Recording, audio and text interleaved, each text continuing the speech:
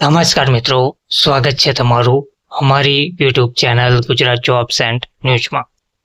મિત્રો, ઘણા લાંબા સમયથી વિવિધ કર્મચારી સંઘના આંદોલનને લઈને ગુજરાત સરકાર દ્વારા વિવિધ પ્રશ્નોના ઉકેલ માટે આજે મહત્વની કેબિનેટની બેઠક યોજાવા જઈ રહી છે, જેમાં આંગણવાડી આરોગ્ય કર્મચારીઓ વગેરેને લઈને વગેરેના પગાર વધારા સહિતના અનેક પ્રશ્નોને લઈને બેઠકમાં ચર્ચા વિચારણા કરવામાં આવશે, મુદ્દાઓ ચર્ચવામાં આવશે તેવું કહેવામાં આવ્યું છે।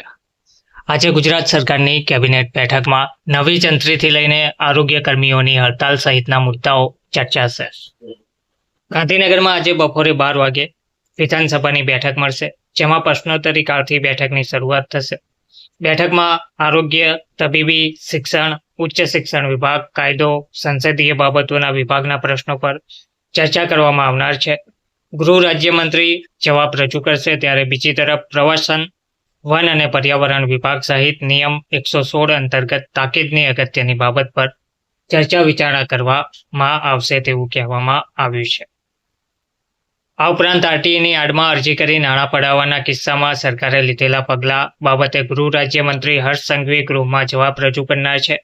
આ સાથે જે વિધેયકની અનુમતિ મળી છે તેને ગૃહમાં રજૂ કરવામાં આવશે। ત્યારે આ સાથે માંગણીઓ પર ચર્ચા અને મતદાનના બીજા દિવસે બિનસરકારી વિધેયકો ગૃહમાં ચર્ચાશે અને જાહેર સ્થળોએ વિરોધ પ્રદર્શન પર પ્રતિબંધ મૂકવા બાબત વિધેયક વિધાનસભામાં રજૂ કરવામાં આવશે।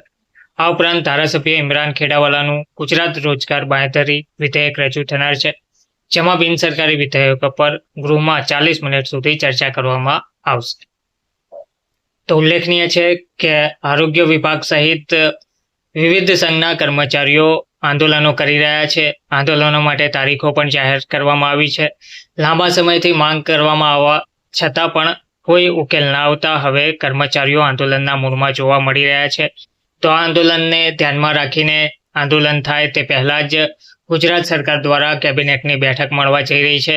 હવે જોવાનું રહ્યું કે આ બેઠકમાં કેટલા નિર્ણયો લેવામાં આવે છે, કેટલી માંગ પૂરી કરવામાં આવે છે। ધન્યવાદ।